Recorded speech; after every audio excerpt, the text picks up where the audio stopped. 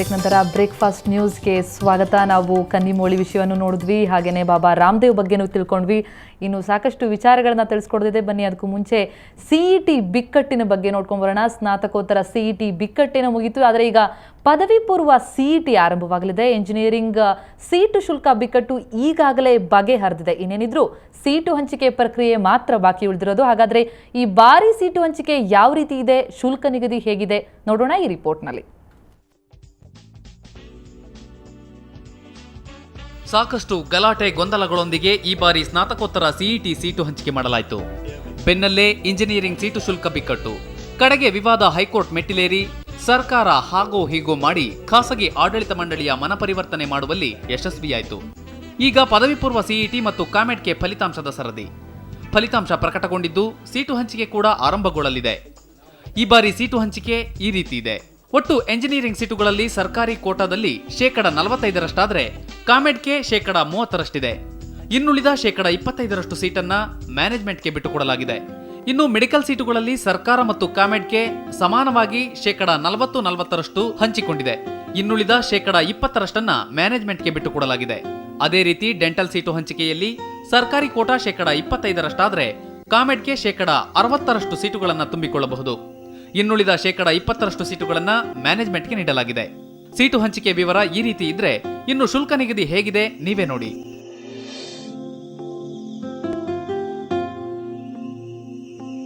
ಇಂತಹ ಕಾಲೇಜಿನಲ್ಲಿ upper limit 1 lakh, ಇನ್ನು 30,000ಕ್ಕೆ ಸರ್ಕಾರಿ ಸೀಟು ನೀಡಲು ಒಪ್ಪಿಕೊಂಡ ಕಾಲೇಜುಗಳಲ್ಲಿ ಅಪ್ಪರ್ ಲಿಮಿಟ್ 1.25 ಲಕ್ಷ ನಿಗದಿ ಮಾಡಲಾಗಿದೆ. ಇನ್ನುಳಿದಂತೆ ಮೆಡಿಕಲ್ ಮತ್ತು ಡೆಂಟಲ್ ಶುಲ್ಕ ಕಳೆದ ವರ್ಷದಂತೆ ಯಥಾವತ್ತಾಗಿದೆ. ಅಂದರೆ ಸರ್ಕಾರಿ ಕೋಟಾದ ಸೀಟುಗಳಿಗೆ, ಮ್ಯಾನೇಜ್ಮೆಂಟ್ ಸೀಟುಗಳಿಗೆ 3.25 ಲಕ್ಷ, ಅದರಂತೆ ಡೆಂಟಲ್ ಸರ್ಕಾರಿ ಕೋಟಾದ ಸೀಟುಗಳಿಗೆ 25,000ಕ್ಕೆ ಲಭ್ಯವಾದರೆ ಮ್ಯಾನೇಜ್ಮೆಂಟ್ ಸೀಟುಗಳು 2.30 ಲಕ್ಷಕ್ಕೆ ಲಭ್ಯವಾಗಲಿವೆ. ಇದೇ ತಿಂಗಳ 9ರಿಂದ ಕರ್ನಾಟಕ ಪರೀಕ್ಷಾ ಪ್ರಾಧಿಕಾರ ಸೀಟು ಹಂಚಿಕೆ ಪ್ರಕ್ರಿಯೆ ಆರಂಭವಾಗಲಿದೆ. ಅಲ್ಲದೆ ಜುಲೈ 30ರೊಳಗೆ ಮೆಡಿಕಲ್ ಸೀಟು ಹಂಚಿಕೆ ಪ್ರಕ್ರಿಯೆ ಮುಗಿಸಲು ಈಗಾಗಲೇ MCI ಆದೇಶ ನೀಡಿದೆ. ಅದೇ ರೀತಿ ಆಗಸ್ಟ್ 30ರೊಳಗೆ ಎಂಜಿನಿಯರಿಂಗ್ ಸೀಟು ಹಂಚಿಕೆ ಪ್ರಕ್ರಿಯೆ ಕೂಡ ಮುಗಿಯಬೇಕು. ಹಾಗಾಗಿ ಕಾಮೆಡ್ಗೆ ಜುಲೈ ಮೊದಲನೇ ವಾರದಲ್ಲೇ ಸೀಟು ಹಂಚಿಕೆ ಪ್ರಾರಂಭಿಸಲು ಮುಂದಾಗಿದೆ. MCI ಗೈಡ್ಲೈನ್ಸ್ ಪ್ರಕಾರ ಜುಲೈ 31 ಕೊನೆ ದಿನಾಂಕ MBBS ಮತ್ತು MBBS BDSಗೆ. ನನಗೆ ತಿಳಿದ ಮಟ್ಟಿಗೆ ಅದು ಅಷ್ಟು ಸ್ಟ್ರಿಕ್ಟ್ ಇರ್ತಿದ್ರು. AICT ಮಾರ್ಗದರ್ಶನದ ಪ್ರಕಾರ ಇಂಜಿನಿಯರಿಂಗಿಗೆ BEಗೆ 31 ಆಗಸ್ಟ್ ಕೊನೆ ದಿನಾಂಕ ಅಡ್ಮಿಷನ್. ಒಟ್ಟಿನಲ್ಲಿ ಸ್ನಾತಕೋತ್ತರ CET ಸೀಟು ಹಂಚಿಕೆಯಲ್ಲಿ ಉಂಟಾದ ಗೊಂದಲ ಪದವಿ ಪೂರ್ವ CET ಸೀಟು ಹಂಚಿಕೆಯಲ್ಲಿ ಸೃಷ್ಟಿಯಾಗದಿದ್ರೆ ಸಾಕು. ಅರುಣ್ ಬಡಿಗೇರ್, ಸುವರ್ಣ ನ್ಯೂಸ್ 24/7 ಬೆಂಗಳೂರು. ಹಾಗೆ ಬ್ರೇಕ್ಫಾಸ್ಟ್ ನ್ಯೂಸ್ನಲ್ಲಿ ಕೆಲವು ಪ್ರಮುಖ ಸುದ್ದಿಗಳನ್ನೆಲ್ಲ ನಾವು ನಿಮಗೆ ಕೊಟ್ಟಿದ್ದೀವಿ. ಈಗ ರಾಜ್ಯದಲ್ಲಿ ಅಂದರೆ ನಿಮ್ಮ ಊರಲ್ಲಿ ಏನೇನೆಲ್ಲ ಆಗ್ತಿದೆ, ಇವತ್ತು ಬೆಳಗ್ಗಿಂದ ಸಂಜೆ ತನಕ ಏನೆಲ್ಲ ಕಾರ್ಯಕ್ರಮ ಇದೆ, ನಿಮಗೆ ಯಾವೆಲ್ಲ ಕಾರ್ಯಕ್ರಮಕ್ಕೆ ಹೋಗ್ಬೋದು, ಯಾವೆಲ್ಲ ಕಾರ್ಯಕ್ರಮದಲ್ಲಿ ಪಾಲ್ಗೊಳ್ಬೋದು, ಇದರ ಬಗ್ಗೆ ಕೂಡ ನಾವು ಹೇಳಿದ್ದೀವಿ. ಬ್ರೇಕ್ಫಾಸ್ಟ್ ನ್ಯೂಸ್ನಲ್ಲಿ ಮಾಹಿತಿ ಕೊಡ್ತೇವೆ ಅನ್ನುವಂಥದ್ದು. ಇವತ್ತು ನಿಮ್ಮ ಜಿಲ್ಲೆಗಳಲ್ಲಿ ಏನೇನಿದೆ ನೋಡೋಣ. ಮೈಸೂರಿನ JSS ಶಿಕ್ಷಣ ಸಂಸ್ಥೆ ವತಿಯಿಂದ ತರಬೇತಿ ಕೋರ್ಸ್ಗಳ ಉದ್ಘಾಟನೆ ಹಾಗೂ ವಿಶ್ವ ಪರಿಸರ ದಿನಾಚರಣೆ ನಡೀತಾ ಇದೆ. ಮೈಸೂರಿನ ರಾಮಾನುಜ ರಸ್ತೆಯಲ್ಲಿರುವಂತಹ ರಾಜೇಂದ್ರ ಭವನದಲ್ಲಿ ಬೆಳಿಗ್ಗೆ 11 ಗಂಟೆಗೆ ಈ ಒಂದು ದಿನಾಚರಣೆ ಕಾರ್ಯಕ್ರಮ ನಡೆಯುತ್ತೆ. ಶಿವಮೊಗ್ಗದ ಕುವೆಂಪು ಕಲಾಮಂದಿರದಲ್ಲಿ ಇವತ್ತು ಬಹಳ ಸುಪ್ರಸಿದ್ಧ ನಾಟಕ ನೆರಳಿಲ್ಲದ ಮನುಷ್ಯರು, ರಂಗಾಯಣ ನಾಟಕೋತ್ಸವದ ಪ್ರಯುಕ್ತ ನೆರಳಿಲ್ಲದ ಮನುಷ್ಯರು ಇಂದು ಸಂಜೆ 6:30 ಆಫೀಸ್ ಕೆಲಸ ಎಲ್ಲ ಮುಗಿಸ್ಕೊಂಡು, ಕಾಲೇಜು ಅಥವಾ ಸ್ಕೂಲ್ ಮುಗಿಸ್ಕೊಂಡು ನೀವು 6:30 ಶಿವಮೊಗ್ಗದ ಕುವೆಂಪು ಕಲಾಮಂದಿರಕ್ಕೆ ಇವತ್ತು ಹೋಗ್ಬೋದು. ನೆರಳಿಲ್ಲದ ಮನುಷ್ಯರು ನಾಟಕ ವೀಕ್ಷಿಸ್ಬೋದು. ರಂಗಾಯಣ ನಾಟಕೋತ್ಸವದ ಪ್ರಯುಕ್ತ ಈ ನಾಟಕ ನಡೀತಾ ಇದೆ. ಚಿತ್ರದುರ್ಗದಲ್ಲಿ ಆಶಾ ಮತ್ತು ಅಂಗನವಾಡಿ ಕಾರ್ಯಕರ್ತೆಯರಿಗೆ ಸಂಪೂರ್ಣ ಸ್ವಚ್ಛತಾ ಆಂದೋಲನದ ಬಗ್ಗೆ ಕಾರ್ಯಾಗಾರ ನಡೀತಾ ಇದೆ. ಭೀಮಸಮುದ್ರದಲ್ಲಿ ಈ ಒಂದು ಕಾರ್ಯಾಗಾರ ನಡೀತಾ ಇದೆ. ಬೆಳಿಗ್ಗೆ 11 ಗಂಟೆಗೆ ಈ ಕಾರ್ಯಾಗಾರ ಆರಂಭ ಆಗುತ್ತೆ. ಬೆಳಗಾವಿಯ ರಾಮದುರ್ಗ ತಾಲೂಕಿನ ಮಳ್ಳೂರು ಜನರಿಗೆ ಇವತ್ತು ಬಹಳ ಖುಷಿ ವಿಚಾರ. ಪ್ರತಿಮಾ ಏನಂತಂದರೆ ಅಲ್ಲಿ ಮಳ್ಳೂರು ಗ್ರಾಮದೇವಿಯ ಜಾತ್ರೆ ಪ್ರಯುಕ್ತ ಕುದುರೆ ಗಾಡಿ ಓಡಿಸುವ ಸ್ಪರ್ಧೆ ಇದೆಯಂತೆ. ಸೊ ಹಾಗಾಗಿ ಮಳ್ಳೂರು ಎಲ್ಲ ಜನರಿಗೂ ಕೂಡ ಇವತ್ತು ಬಹಳ ಖುಷಿ ಇದ್ದೇ ಇರ್ಬೋದು, ಕುದುರೆ ಗಾಡಿ ಓಡಿಸುವ ಸ್ಪರ್ಧೆ. ಹಾಗಾಗಿ ಪಾಲ್ಗೊಳ್ಳೋರು ಕೂಡ ತುಂಬ ಜನ ಇರ್ತಾರೆ ಅನ್ನುವಂಥ ನಂಬಿಕೆ ನಮ್ಮದು. ಮಂಗಳೂರಿನಲ್ಲಿ ಸಂಸ್ಕೃತಿ ಸಿಂಚನದ ವತಿಯಿಂದ 3 ದಿನಗಳ ಸಾಂಸ್ಕೃತಿಕ ಉತ್ಸವ ನಡೀತಾ ಇದೆ. ಈ ಉತ್ಸವ ಪುರಭವನದಲ್ಲಿ ನಡೀತಾ ಇದೆ. ಸಾಂಸ್ಕೃತಿಕ ಉತ್ಸವದಲ್ಲಿ ಪಾಲ್ಗೊಳ್ಳಬಹುದು ಕೂಡ.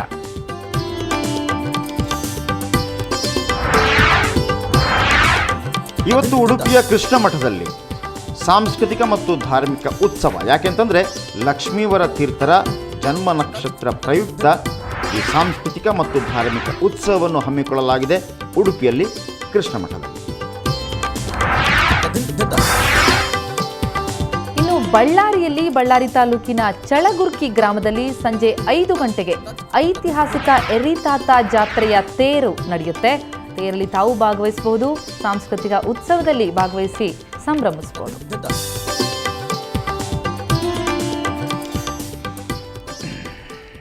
ಪ್ರತಿಮಾ, ಇದು ಬ್ರೇಕಿಂಗ್ ನ್ಯೂಸ್.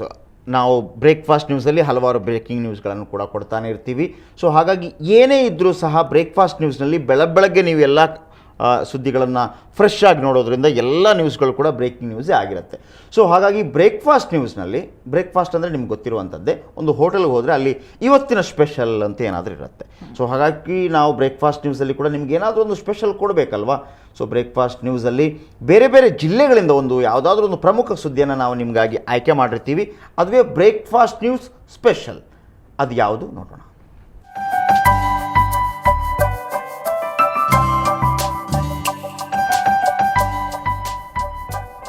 ಕರುನಾಡು ಅಂತಂದರೆ ಅದೊಂದು ಚಂದನವನ್ನ ಅನ್ನೋ ಮಾತಿತ್ತು. ಆದರೆ ಇತ್ತೀಚೆಗೆ ಶ್ರೀಗಂಧದ ಮರಗಳ ಸಂಖ್ಯೆ ಕಡಿಮೆಯಾಗಿನೋ ಏನೋ ಇದೀಗ ಗಂಧದ ಕೃಷಿ ಮರುಹುಟ್ಟು ಪಡೆಯುವಂಥ ಹಾದಿಯಲ್ಲಿರೋದ್ರಿಂದ ರೈತನ ಮೊಗದಲ್ಲಿ ಮತ್ತೆ ಖುಷಿ ಪಡ್ತಾ ಇದ್ದಾರೆ. ಯಾಕಂದರೆ ಕರ್ನಾಟಕ ಈಗ ಮತ್ತೆ ಗಂಧದ ಗುಡಿಯಾಗುವತ್ತ ಮುನ್ನಡೀತಾ ಇದೆ. ಬನ್ನಿ ಆ ಸ್ಟೋರಿ ನೋಡ್ಕೊಂಬರೋಣ.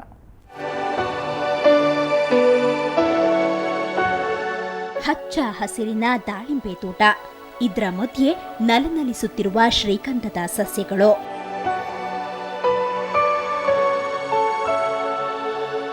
ಶ್ರೀಗಂಧ ಕೃಷಿಗೆ ಈಗ ಸರ್ಕಾರ ಸಾಕಷ್ಟು ಪ್ರೋತ್ಸಾಹ ನೀಡುತ್ತಿದ್ದು, ಇದರಿಂದ ಉತ್ತೇಜಿತರಾಗಿರೋ ಕೊಪ್ಪಳ ರೈತರು ತಮ್ಮ ತೋಟಗಳಲ್ಲಿ ಶ್ರೀಗಂಧವನ್ನ ಉಪಬೆಳೆಯಾಗಿ ಬೆಳೆದಿದ್ದಾರೆ. ಅದನ್ನು ಪ್ರೊಕ್ಯೂರ್ಮೆಂಟ್ ಮಾಡ್ತಕ್ಕಂಥ ಒಂದು ಆ್ಯಕ್ಟ್ ಆಗಿದೆ. ಅದನ್ನು ಅಮೆಂಡ್ಮೆಂಟು ಕೂಡ ಇದೆ. 2005 ಆಗಿದೆ ಮತ್ತು 2009 ಕೂಡ ಅಮೆಂಡ್ ಮಾಡಿ ಪರ್ ಟನ್ಗೆ ಸರ್ಕಾರನೇ ಅದನ್ನು ರೇಟ್ ಫಿಕ್ಸ್ ಮಾಡಿ ಪರ್ಚೇಸ್ ಮಾಡ್ತಕ್ಕಂಥ ಅವಕಾಶ ಇರೋ ಕಾರಣ ರೈತರು ಮಾರ್ಕೆಟ್ಗೆ ಹುಡುಕಬೇಕಾದಂಥ ಅವಶ್ಯಕತೆ ಇಲ್ಲ. ಇನ್ನು ಶ್ರೀಗಂಧ ಸಾಕಷ್ಟು ಲಾಭದಾಯಕದ ಬೆಳೆ. 1 ಎಕರೆ ಪ್ರದೇಶದಲ್ಲಿ ಸುಮಾರು 350ರಿಂದ 400 ಶ್ರೀಗಂಧ ಗಿಡ ಬೆಳೆಯಬಹುದು. ಸದ್ಯ ಶ್ರೀಗಂಧ ಟನ್ ಒಂದಕ್ಕೆ 40 ಲಕ್ಷ ರೂಪಾಯಿ ಬೆಲೆ ಬಾಳುತ್ತೆ.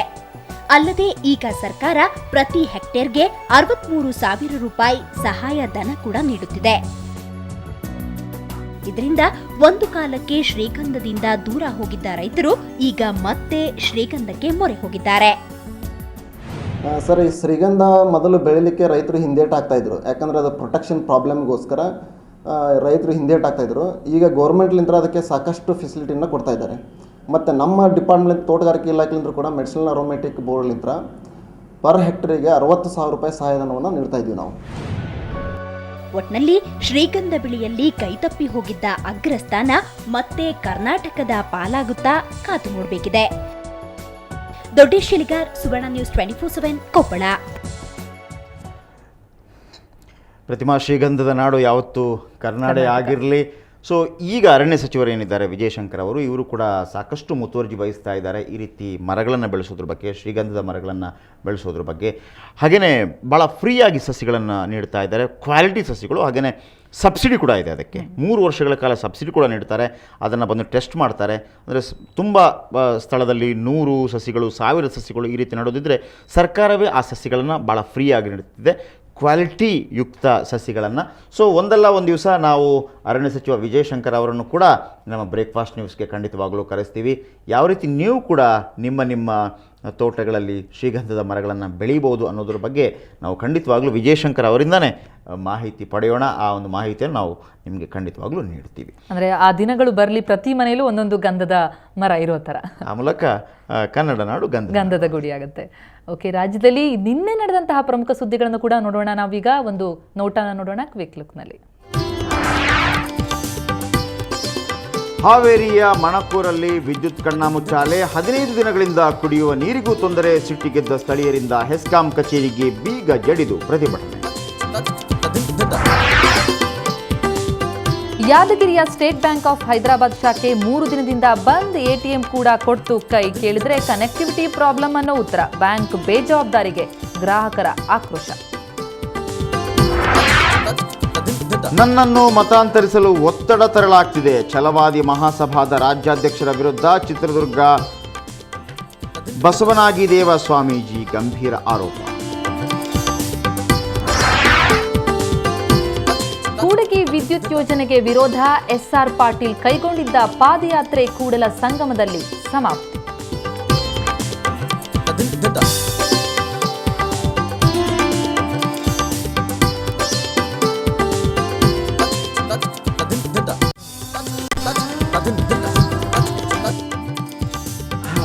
ಓಕೆ, ಹಲವಾರು ಸುದ್ದಿಗಳನ್ನು ನೋಡಿ ಆಯಿತು. ಇವತ್ತಿನ ಕಾರ್ಯಕ್ರಮಗಳು ಏನೇನಿದೆ, ಇನ್ನೂ ಕೂಡ ಬ್ಯಾಂಗ್ಳೂರು ಮೆಟ್ರೋದಲ್ಲಿ ಏನಿದೆ, ಸಿನಿಮಾದಲ್ಲಿ ಏನಿದೆ, ಸ್ಪೋರ್ಟ್ಸಲ್ಲಿ ಏನಿದೆ ಅನ್ನೋದನ್ನು ಸುದ್ದಿ ಕೊಡಲಿಕ್ಕೆ ಇನ್ನೂ ಬಾಕಿ ಇದೆ. ಅದಕ್ಕಿಂತ ಮೊದಲು ಕನ್ನಡದ ಅಗ್ರಮಾನ್ಯ ಪತ್ರಿಕೆ ಕನ್ನಡ ಪ್ರಭದಲ್ಲಿ ಇವತ್ತು ಯಾವೆಲ್ಲ ಸುದ್ದಿಗಳನ್ನು ಬಹಳ ಪ್ರಮುಖವಾಗಿ ಎತ್ಕೊಂಡಿದ್ದಾರೆ, ಯಾವ ಸುದ್ದಿಗೆ ಮಹತ್ವ ಕೊಟ್ಟಿದ್ದಾರೆ ಅನ್ನೋದರ ಬಗ್ಗೆ ನೋಡೋಣ. ಇವತ್ತು ಕನ್ನಡ ಪ್ರಭದಲ್ಲಿ ಏನಿದೆ.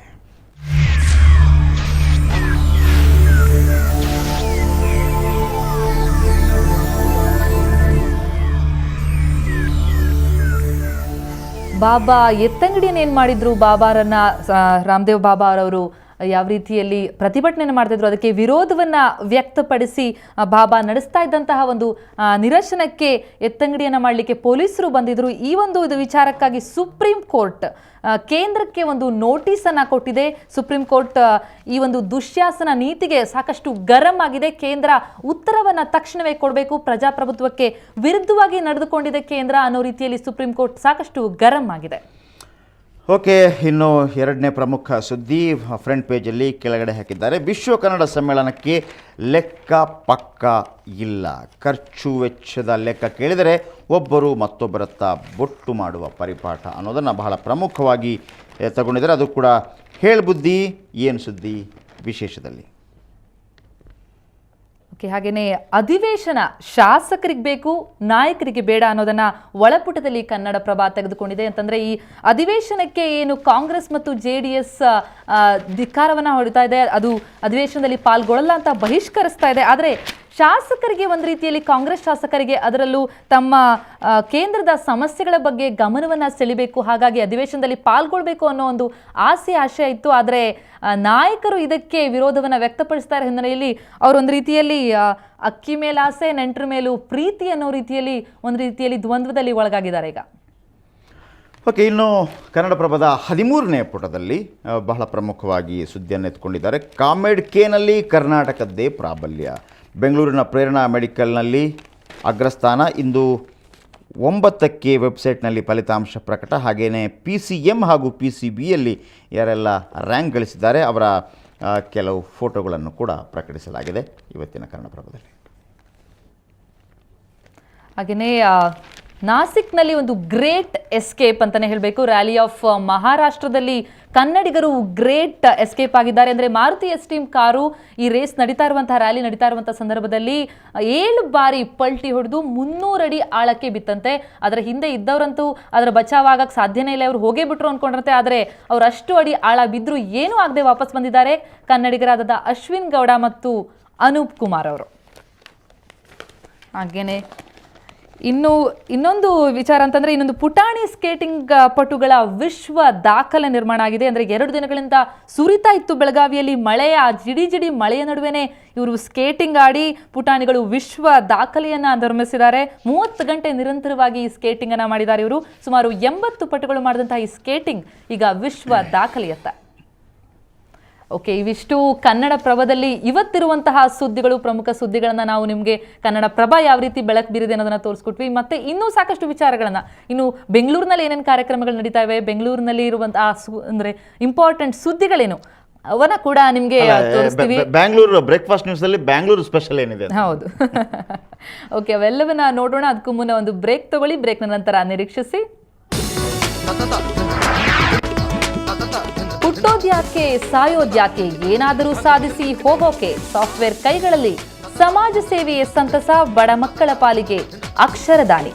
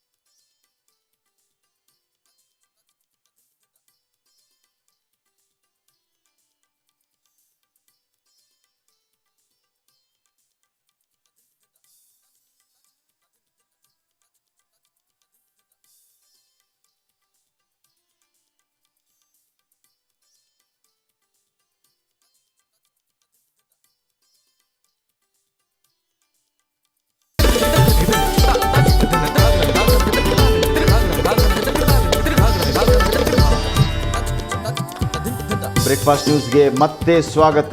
ದಿನದ ಪ್ರಮುಖ ವಿಷಯಗಳು ಬೇರೆ ಬೇರೆ ಜಿಲ್ಲೆಗಳಲ್ಲಿ ಏನಿತ್ತು ಅನ್ನೋದನ್ನು ನೀವು ನೋಡಿದ್ರಿ. ಈಗ ಬೆಂಗಳೂರಿನ ಸರದಿ ಲೇಟೆಸ್ಟ್ ಬೆಂಗಳೂರಲ್ಲಿ ಏನಿದೆ, ಸಿಲಿಕಾನ್ ಸಿಟಿಯಲ್ಲಿ ಇವತ್ತು ಏನೆಲ್ಲ ಇದೆ ಅನ್ನೋದನ್ನು ನೋಡೋಣ. ವಿಶೇಷವಾಗಿ ಇವತ್ತು ಬೆಂಗಳೂರಲ್ಲಿ ನಾಟಕ ಪ್ರದರ್ಶನ ಇದೆ, ಸಂಗೀತೋತ್ಸವ ಇದೆ, ಹಾಸ್ಯ ಕಾರ್ಯಕ್ರಮ ಇದೆ. ಎಲ್ಲೆಲ್ಲಿ ಅನ್ನೋದನ್ನು ನಾವೀಗ ನಿಮ್ಗೆ ಹೇಳ್ತೀವಿ. ಮೊದಲಿಗೆ ಕರ್ನಾಟಕ ಪಂಚಾಯತ್ ಪರಿಷತ್ನ ಕಾರ್ಯಕಾರಿ ಮಹಾಸಭೆ ನಡೀತಾ ಇದೆ. ಶೇಷಾದ್ರಿಪುರಂನ ಸೀರೂರು ಪಾರ್ಕ್ ರಸ್ತೆಯಲ್ಲಿರುವ ವಿಶ್ವಕರ್ಮ ಸಮಾಜ ಭವನದಲ್ಲಿ ಬೆಳಿಗ್ಗೆ 11:30ಕ್ಕೆ. ನಾಟಕ ನೋಡೋರಿಗೆ ಬಹಳ ಒಂದು ಅವಕಾಶ. ರಂಗಸೌರಭ ತಂಡದಿಂದ ಗಂಗಾ ಅವತರಣ ನಾಟಕ ಪ್ರದರ್ಶನ ಇಂದು ರಂಗಮಂದಿರದಲ್ಲಿ, ರಂಗಶಂಕರದಲ್ಲಿ ಸಂಜೆ 5 ಗಂಟೆಗೆ. ರಂಗಶಂಕರದಲ್ಲಿ ಸಂಜೆ 5 ಗಂಟೆಗೆ ಗಂಗಾ ಅವತರಣ ನಾಟಕ ಪ್ರದರ್ಶನ. ಹಾಗೆಯೇ ಸಂಗೀತ ಪ್ರಿಯರಿಗೆ ಬೆಂಗಳೂರು ಗಾಯನ ಸಮಾಜದ ವತಿಯಿಂದ ಯುವ ಸಂಗೀತೋತ್ಸವ ನಡೀತಾ ಇದೆ. ಶ್ರೀ ಕೃಷ್ಣರಾಜೇಂದ್ರ ರಸ್ತೆಯಲ್ಲಿರುವ ಗಾಯನ ಸಮಾಜದಲ್ಲಿ ಸಂಜೆ 6 ಗಂಟೆಗೆ ಈ ಸಂಗೀತೋತ್ಸವ ನಡೆಯುತ್ತೆ. ನಾಟಕ ಸಂಗೀತ ಆಯಿತು, ಚಿತ್ರಕಲಾ ಪ್ರದರ್ಶನ ಕೂಡ ಇದೆ ಇವತ್ತು ಬೆಂಗಳೂರಿನಲ್ಲಿ. ಟ್ರೋಯೋ ಕಲಾವಿದರ ಚಿತ್ರಕಲಾ ಪ್ರದರ್ಶನ ಕುಮಾರ ಕೃಪಾ ರಸ್ತೆಯಲ್ಲಿರುವ ಚಿತ್ರಕಲಾ ಪರಿಷತ್ನಲ್ಲಿ ಇಂದು ಬೆಳಗ್ಗೆ 11 ಗಂಟೆಗೆ. ಹಾಗೆಯೇ ಹಾಸ್ಯ ಪ್ರಿಯರಿಗೆ ಕೂಡ ಇವತ್ತು ಹಾಸ್ಯೋತ್ಸವ ಇದೆ. ಪ್ರತಿಭಾ ಪುರಸ್ಕಾರ ಮತ್ತು ಹಾಸ್ಯ ಕಾರ್ಯಕ್ರಮ ನಡೀತಾ ಇದೆ. ಗಾಂಧಿನಗರದಲ್ಲಿರುವ ವಾಣಿಜ್ಯ ತೆರಿಗೆಗಳ ಕಾರ್ಯಾಲಯದಲ್ಲಿ ಸಂಜೆ 5:45ಕ್ಕೆ ಈ ಹಾಸ್ಯೋತ್ಸವ ಕಾರ್ಯಕ್ರಮ ನಡೆಯುತ್ತೆ.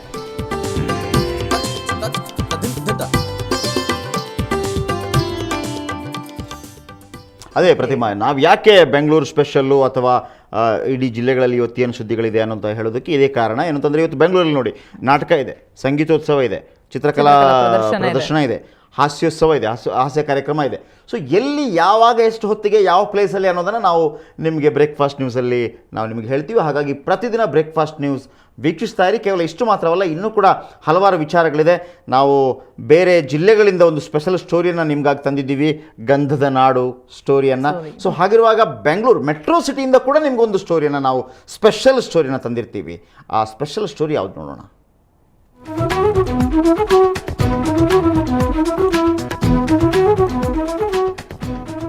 ಓಕೆ, ಈ ಸ್ಪೆಷಲ್ ಸ್ಟೋರಿ ಅಂದ್ರೆ ಒಂದು ಸಾದಾ ಸೀದಾ ಹುಡುಗನ ಕತೆ ಇದು. ಆತ ಸಾದಾ ಸೀದಾ ಹುಡುಗ, ಕೈಯಲ್ಲಿ ಒಳ್ಳೆ ಕೆಲಸ ಇದೆ, ಕೈ ತುಂಬ ಸಂಬಳ ಬರುತ್ತೆ. ಆದರೆ ಇಷ್ಟಕ್ಕೆ ಆತ ಬದುಕು ಸಂತೃಪ್ತ ಅಂತ ಸುಮ್ಮನಾಗಿಲ್ಲ. ಬದಲಾಗಿ ನೂರಾರು ಬಡ ಮಕ್ಕಳಿಗೆ ಅಕ್ಷರದಾನಿಯಾಗಿದ್ದಾನೆ.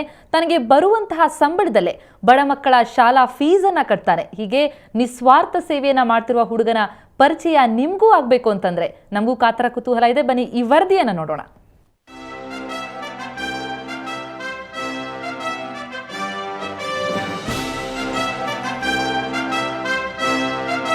ಹೀಗೆ ಕೊಠಡಿಯಲ್ಲಿ ಮಕ್ಕಳಿಗೆ ಪಾಠ ಮಾಡ್ತಿರುವ ಈ ವ್ಯಕ್ತಿ ಜಯಪ್ರಕಾಶ್. ಈತ ಶಿಕ್ಷಕನಲ್ಲ, IBM ಸಂಸ್ಥೆಯಲ್ಲಿ ಸಾಫ್ಟ್ವೇರ್ ಎಂಜಿನಿಯರ್. ಆದರೆ ಈ ಇಂಜಿನಿಯರ್ಗೆ ಕ್ಲಾಸಲ್ಲೇನೋ ಕೆಲಸ ಅಂತೀರಾ? ಹೌದು, ಇವರು ವೃತ್ತಿಯಲ್ಲಿ ಎಂಜಿನಿಯರ್ ಆದರೆ ಪ್ರವೃತ್ತಿಯಲ್ಲಿ ಟೀಚರ್. ಇಷ್ಟೇ ಆಗಿದ್ರೆ ಇವರ ಬಗ್ಗೆ ಹೇಳೋ ಅಗತ್ಯ ಇರಲಿಲ್ಲ.